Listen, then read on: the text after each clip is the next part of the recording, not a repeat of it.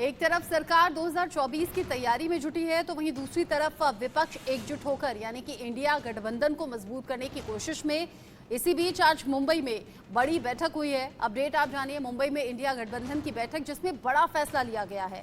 India गठबंधन में coordination committee बना दी गई है और वो चेहरे डिसाइड कर दिए गए हैं जो कि कोऑर्डिनेट करेंगे इस कोऑर्डिनेशन कमेटी में। इसमें केसी वेणुगोपाल हैं, पवार हैं, स्टालिन हैं, संजय राउत हैं और तेजस्वी, ललन सिंह, अभिषेक बनर्जी, राघव चड्ढा। हर पार्टी से इन चेहरों को चुना गया है। सोरेन इसमें है, डी राजा हैं, उमर अब्दुल्ला हैं, महबूबा हैं, जिसे कमेटी में शामिल किया गया है। कमेटी के सदस्य ये सभी चेहरे बनाए गए हैं। कोऑर्डिनेशन कमेटी है ये जिसमें इन सभी चेहरों को शामिल किया गया है। किसी भी तरह का कोऑर्डिनेशन हो इन्हीं चेहरों के जरिए किया जाएगा। वो लिस्ट भी सामने आ गई है जो आप टेलीविजन स्क्रीन पर देख रहे हैं। आज चूंकि इंडिया गठबंधन के बैठक का दूसरा और ख़ास दिन माना जा रहा है और कई बड़े फैसले इस बैठक में हालांकि होने थे। सीट शेयरिंग को लेकर कहा जा रहा है अभी बात नहीं बनी है। चेहरा कौन होगा ये तो लगातार सस्पेंस बना ही हुआ है।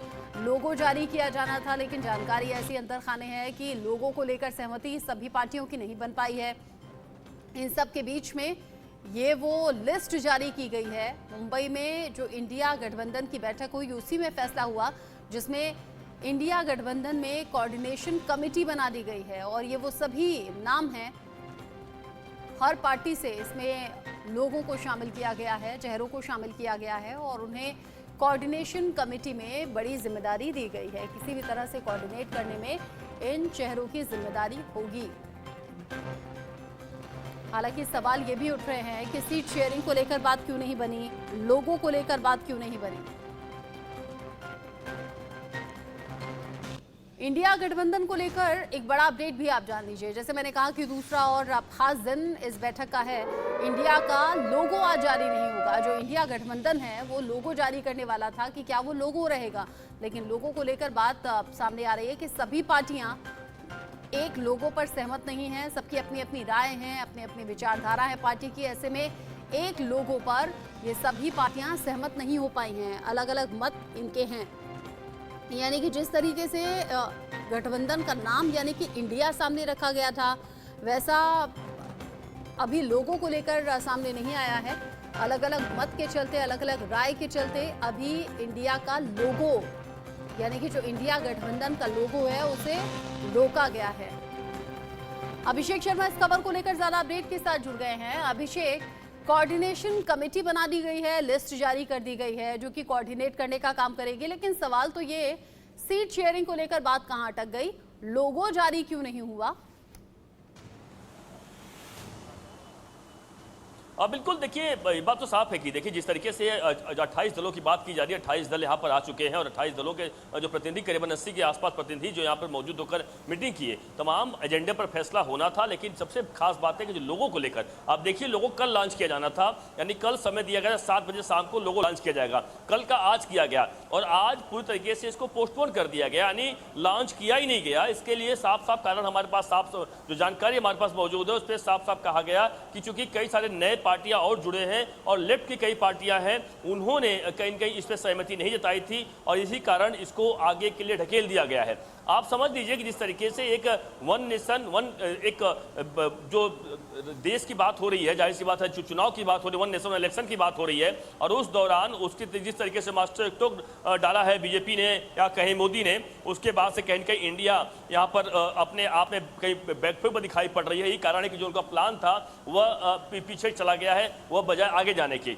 लेकिन देखिए ये तो साफ बात रही लोगों की, लोगो लॉन्च तो नहीं हुआ है, मीटिंग खत्म हो चुकी है, नेता अपने निकलने लगे अपने अपने राज्यों की तरफ, तो लोगो लॉन्च नहीं हुआ, इस बात की पुष्टि हो चुकी है और कंफर्म हो चुका कि आगे अब कुछ नहीं होने वाला है। कुछ ही देर बाद 3:30 बजे प्रेस कॉन्फ्रेंस शुरू होने वाला है। प्रेस कॉन्फ्रेंस में तमाम नेता मौजूद रहेंगे। क्या जानकारी देते हैं ऑफिशियल यह साफ समझ में आएगा। लेकिन दो चीजें हैं, जो रिजोल्यूशन जो ऑफिशियल जो आया है उसमें साफ साफ कहा गया है कि एक साथ मिलकर पूरे देश में सभी घटक दल चुनाव लड़ेंगे और इसके अलावा इतनी सीट शेयरिंग को लेकर जल्द से जल्द हम इस पर फैसला करेंगे। इसके लिए हम हमारी बातचीत लगातार वार फुट पर शुरू करेंगे। इतना ही नहीं, इसमें साफ साफ कहा गया है कि हम हर तरीके से एक साथ लड़ने को तैयार है। यह बात की आज ऑफिशियल पुष्टि की गई है, जो एक एक रिजोल्यूशन जो ऑफिशियल जो एक जानकारी सामने आई है, तो मतलब साफ हो जाता है। लेकिन इसमें कितने कौन सीट लड़ेगा, कहाँ होगा, इस पर कोई भी अब तक फैसला नहीं हुआ है। 13 सदस्यीय कोऑर्डिनेशन कमेटी बना दी गई है। पहले चूंकि 11 से 12 लोगों का नाम होता था, लेकिन 13 इसमें लोगों का नाम है, जिसमें से किसी वेणुगोपाल से लेकर अखिलेश यादव से लेकर या तमाम जितने भी उनकी पार्टी से लेकर MK स्टालिन से लेकर हर कोई इसमें मौजूद है।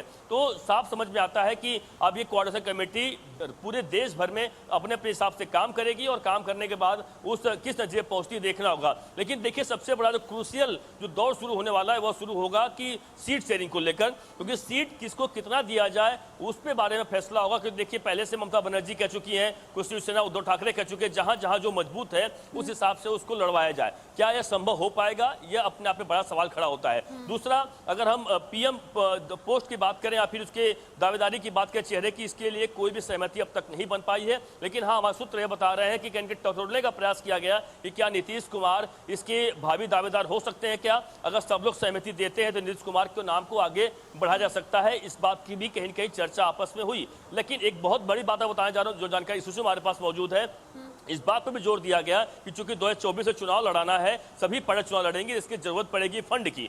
फंड काफी ज्यादा चाहिए होगा, करीबन 1 लाख करोड़ के आसपास फंड चाहिए होगा। जो जानकारी सामने आई है, वो फंड कहां से आए, कौन कौन उसमें शेयर करेगा, उस हिसाब से उसकी बात सामने आई है। तो कई सारी जो अहम मीटिंग का जरूर इसमें देखने को मिला है। लेकिन जो और लग रहा था कि जो कन्वेनर है, संयोजक हैं, उनका नाम सामने आ जाएगा, वह नहीं आ पाया है। लेकिन एक जानकारी और सामने आई है कि अशोक गहलोत हैं, उन्होंने प्रपोजल दिया है कि अगली जो इंडिया की मीटिंग होगी गठबंधन की, वह जयपुर में हो, यानी राजस्थान में हो। इस बात का उन्होंने पेशकश की है। अब वो क्या फैसला लिया गया है वो देखा जाएगा, प्रेस कॉन्फ्रेंस में ऑफिशियल अनाउंसमेंट किया जाएगा। लेकिन एक बात और भी, सीट शेयरिंग की बात हो, चाहे वो लोगों की बात हो या फिर वो संयोजक का नाम सामने आने की बात हो, अभी हर जगह पेच सिर्फ फंसता हुआ नजर आ रहा है। दूसरी तरफ फोटोग्राफी हो रही है और फोटो सेशन चल रहा है, जिसमें कि गठबंधन को मजबूत दिखाया जा रहा है और ये बताया जा रहा है कि इंडिया गठबंधन से मौजूदा सरकार डर गई है, घबरा गई है। लेकिन सवाल यही है कि आखिर बड़े फैसलों से लेने से पहले हिचकिचाहट क्यों है, सहमति क्यों नहीं बन पा रही है, एक राय क्यों नहीं जुट पा रही है। अभिषेक, आप रहिएगा, क्योंकि आप लगातार बड़े इनपुट दे रहे हैं। इस बीच मुंबई में इंडिया की बैठक का दूसरा और खास दिन आज है, जैसे कि मैंने बताया और जैसे अभिषेक भी इनपुट से इसी बैठक से जुड़े हुए दे रहे हैं। मुंबई में आज बड़े ऐलान होने मुमकिन है। हालांकि कई ऐसे मुद्दे हैं जिन पर पेच अटक गया है, फंस गया है। सीट शेयरिंग का जो मुद्दा है उसने जोर पकड़ा हुआ है, लेकिन सहमति उसको लेकर अभी तक बनती हुई नहीं दिख रही। केजरीवाल और अखिलेश ने सीट शेयरिंग की मांग की है। सीट शेयरिंग पूरे देश में लागू होगी, ये कहना है अरविंद केजरीवाल का। साथ ही साथ बैठक में चूंकि सभी विपक्षी लीडर्स जब शामिल हुए एक साथ, तो वन नेशन वन चुनाव पर भी चर्चा हुई है, यानी कि वन नेशन वन इलेक्शन, एक देश एक चुनाव को लेकर भी इस मीटिंग में बात हुई है। क्योंकि सरकार कह रही है ये देश हित में होगा अगर इस फैसले को लिया जाता है, अगर इसे कानून बनाया जाता है तो। जबकि विपक्ष कह रहा है कि डर गई है सरकार, सहम गई है सरकार, इसलिए ऐसा कर रही है। सुधीर यूनिवर्सिटी तो ये तक कह रहे हैं कि असंवैधानिक फैसला रहेगा, ये संविधान के खिलाफ जाएगा अगर ऐसा किया जाता है तो। अभिषेक हमारे साथ जुड़े हुए हैं। अभिषेक, चूंकि वन नेशन वन इलेक्शन का मुद्दा आज बहुत ज्यादा गरमाया हुआ है, इनफैक्ट कल शाम से ही लगातार चर्चा में है, ऐसे में आज इंडिया गठबंधन की मीटिंग में इस टॉपिक को लेकर बात क्या हुई? और देखिए, इस पर कोई जाहिर सी बात है आधिकारिक पुष्टि अब तक तो किसी ने नहीं की है, क्योंकि प्रेस कॉन्फ्रेंस जाहिर सी बात है, इस तमाम बातों पर सवाल किए जाएंगे, सवाल हम पूछेंगे भी। लेकिन हाँ, जो सूत्र हमारे बता रहे हैं, बिल्कुल इस पर चर्चा हुई है, बाकायदा बातचीत हुई है। और जितने लोगों से हमने बातचीत की है, चाहे प्रियंका चतुर्वेदी की बात करें जो शिवसेना की उद्धव ठाकरे वाली पार्टी की वह सांसद हैं, इसके अलावा PC चाको, तमाम जो अन्य नेता हैं, उन लोगों की तमाम बात कर लें, सभी लोगों का साफ साफ कहना है कि हम इससे डरते नहीं है। यह एक अलग तरीके से प्लान किया गया है बीजेपी द्वारा और वह सक्सेस नहीं होने वाला है। लेकिन हम अगर ऐसा होता भी है तो उसके लिए तैयार खड़े हुए हैं। तो जरूर इस बात को लेकर चर्चा हुई। इतना ही नहीं, आपको बता दूं, वन नेशन वन इलेक्शन वाली बात तो सामने आ चुकी है, जिसको लेकर चर्चा तो हुई। लेकिन यह जो इंडिया की जो विपक्षी पार्टी की जो मीटिंग यहाँ पे हुई थी, उस मीटिंग में इस बात पर लेकर भी चर्चा हुई है कि हो सकता है कि चुनाव बहुत जल्दी करा दिया जाए। चुनाव जल्दी हो सकता है, यानी संसद को पहले ही डिसॉल्व कर दिया जाए, इस बात की जानकारी इन्हें लगी है सूत्रों द्वारा। और उसी आधार पर यह यह मीटिंग भी यहाँ पर हुई है, यानी उस पर भी इस बात का चर्चा किया गया है।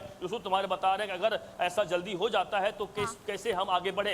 यही कारण है कि जो रिजोल्यूशन जो ऑफिशियल पास किया गया उस पर इस बात की जानकारी साफ साफ दी गई है कि जल्द से जल्द सीट शेयरिंग का है फार्मूला, उस पर सहमति बना ली जाए। और अगर जल्दी से जल्दी फैसले नहीं होंगे तो फिर मौजूदा सरकार को मौका मिल भी जाएगा सवाल उठाने का इंडिया गठबंधन पर, क्योंकि एक तरफ मजबूत दिखाना, दूसरी तरफ कमजोर दिखना फैसले ना लेने को लेकर, ये बड़ी बात है। अभिषेक, नजर आप रखिएगा, कुछ और बड़े डेवलपमेंट होते हैं क्या, कोई बड़े फैसले होते हैं क्या, नजर आप रखिएगा। आगे जो अपडेट होगा आपके जरिए दर्शकों तक पहुंचाएंगे।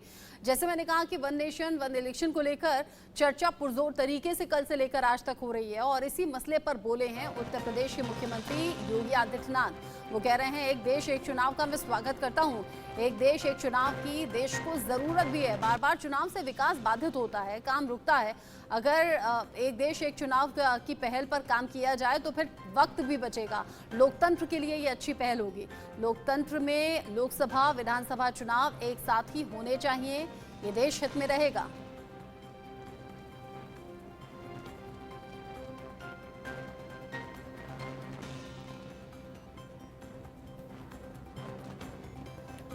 एक देश एक चुनाव को लेकर कार्तिक शर्मा का बयान भी सामने आया है। उनका कहना है कि देश में व्यवस्था में सुधार और बदलाव के लिए ये बेहतर कदम है। और क्या कुछ कहा उन्होंने, सुनिए आप। देखिए, अगर हम एक आर्थिक व्यवस्था के तौर पर देखें कि हर वक्त कोई ना कोई चुनाव रहता है, चाहे वो किसी प्रदेश में हो या देश में हो, तो देश में व्यवस्था को सुधार करने के लिए, देश में एक ऐसे बदलाव लाने के लिए कि हम सारा टाइम चुनावों की तैयारी में ना लगे रहें और काम भी करें। और मुझे लगता है कि अच्छी सोच है, एक अच्छी पहल है। अगर ऐसा होता है तो उसका फ़ायदा मिलेगा और एक निर्धारित समय पर अगर सारे चुनाव होंगे तो फिर पूरी सरकार को, चाहे केंद्र की हो चाहे राज्य की सरकारें हो, उनको 5 साल का कार्यकाल मिलेगा अपना काम करने के लिए। ये नहीं कि इस साल पे चुनाव है केंद्र का, 2 साल बाद किसी राज्य में है, 1 साल 6 महीने बाद किसी राज्य में है। तो व्यवस्था को बेहतर करने के लिए, सुचारू रूप से आगे बढ़ाने के लिए ये एक अच्छी पहल है और अच्छा कदम है। मैं ऐसा भी मानता हूं कि जिस तरीके का अर्थव्यवस्था को, यानी कि जिस तरह का खर्चा होता है चुनाव के दौरान, उसमें भी कमी आएगी, लोगों को भी इस बात का फायदा मिलेगा। लगता है केंद्र में अगर ये बिल आता है तो इस बार मजबूत रहे केंद्र का, इस जो बिल लाने पर विपक्ष का भी सहयोग मिलेगा। मेरा ऐसा मानना है कि ये देश के हित में है और देश और विपक्षी पार्टियां भी इसको उस तरीके से जरूर देखेंगी। राज्यसभा सांसद कार्तिक शर्मा को आप सुन रहे थे, कह रहे थे ये फैसला सही रहेगा, देश हित में रहेगा।